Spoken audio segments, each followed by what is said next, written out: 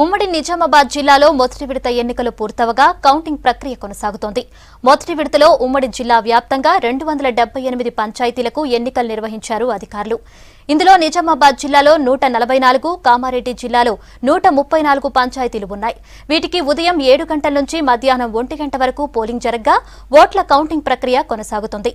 జిల్లాలో కౌంటింగ్ పై మరిన్ని వివరాలు రజనీకాంత్ అందిస్తారు.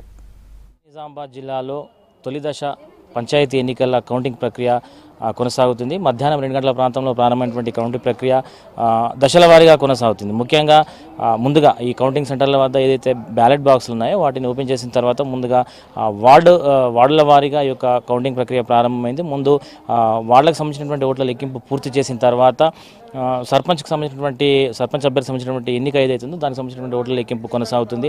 ముందుగా గుర్తుల వారీగా ఈ యొక్క పోటీలో ఉన్నటువంటి అభ్యర్థుల యొక్క గుర్తుల వారీగా ఈ యొక్క ముందు ఓట్లను బ్యాలెట్ పేపర్లను వేరు చేసి ఆ తర్వాత పూర్తి స్థాయిలో మాత్రం కౌంట్ చేస్తున్నారు. అక్కడ ఉన్నటువంటి ఆయా పంచాయతీలో ఉన్నటువంటి ఓట్ల వారీగా రౌండ్లు డిసైడ్ చేస్తున్నారు. ముఖ్యంగా మేజర్ పంచాయతీలో దాదాపు 5 నుంచి 10 రౌండ్ల వరకు ఈ యొక్క కౌంటింగ్ ప్రక్రియ కొనసాగుతుంది. ఇక చిన్న పంచాయతీలు ఏవైతే గ్రామ పంచాయతీలు ఉన్నాయో అక్కడ మాత్రం 3-4 రౌండ్లలో ఈ యొక్క కౌంటింగ్ ప్రక్రియ పూర్తవుతుంది. ఇక మనకు వస్తున్నటువంటి ఫలితాలు కనుక మనం ఒక్కసారి గమనిస్తే ఉమ్మడి జిల్లాలో కామారెడ్డి జిల్లాకు సంబంధించి ఒకసారి చూస్తే కామారెడ్డి జిల్లాలో కామారెడ్డి, మాచారెడ్డి మండలాల్లో ఇప్పటికే కాంగ్రెస్ టీఆర్ఎస్ అభ్యర్థి ఏదైతే ఈ రెండు పార్టీలు భరించినటువంటి అభ్యర్థులు ఉన్నారో వారు పోటాపోటీగా గెలుస్తున్నారు. ముఖ్యంగా మనం కామారెడ్డి కనుక చూసుకుంటే ఒకసారి గూడెం గ్రామ సర్పంచ్గా టీఆర్ఎస్ బలపరిచిన అభ్యర్థి, అట్లాగే కోటాలపల్లి గ్రామ సర్పంచ్గా ఇండిపెండెంట్ అభ్యర్థి, అట్లాగే రాజంపేట మండలంలో ఆరేపల్లి గ్రామ సర్పంచ్గా కాంగ్రెస్ అభ్యర్థి, గుండారం సర్పంచ్గా కాంగ్రెస్ బలపరిచినటువంటి అభ్యర్థి, అట్లాగే రామారెడ్డి మండలంలో గొల్లపల్లి గ్రామ సర్పంచ్గా అక్కడ కాంగ్రెస్ పార్టీ బలపరిచినటువంటి అభ్యర్థులు సర్పంచ్గా ఎన్నికయ్యారు.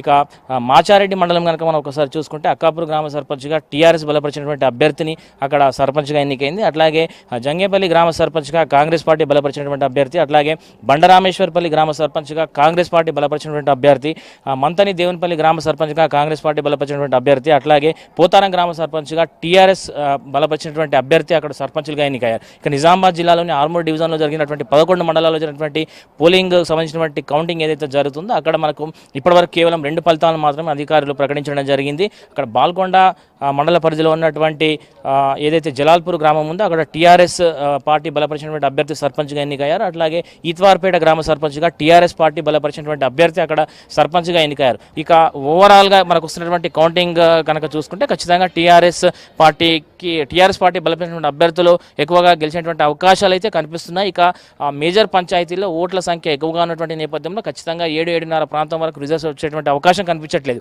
ఇక చిన్న పంచాయతీలు ఏవైతున్నాయి మరో అరగంట లోపు ఈ యొక్క పూర్తి స్థాయి రిజల్ట్స్ వచ్చేటువంటి అవకాశాలు కనిపిస్తున్నాయి. ఇక లేట్గా రిజల్ట్స్ వచ్చేటువంటి పంచాయతీలు కౌంటింగ్ సెంటర్స్ ఏవైతున్నాయి అక్కడ మాత్రం అధికారులు పూర్తి స్థాయిలో ఏర్పాటు చేయడం జరిగింది. ఇప్పటికే రాత్రి వేళలో సిబ్బందికి కావాల్సినటువంటి సామాగ్రి కావచ్చు, అక్కడ లైటింగ్ సిస్టమ్ కావచ్చు, మంచినీటి వసతి కావచ్చు, కౌంటింగ్ అయిపోయిన తర్వాత వారు ప్రయాణం చేయడానికి కావాల్సినటువంటి ట్రాన్స్పోర్ట్ ఫెసిలిటీ కావచ్చు, ఇదంతా కూడా అక్కడ ఇప్పటికే అరేంజ్ చేయడం జరిగింది.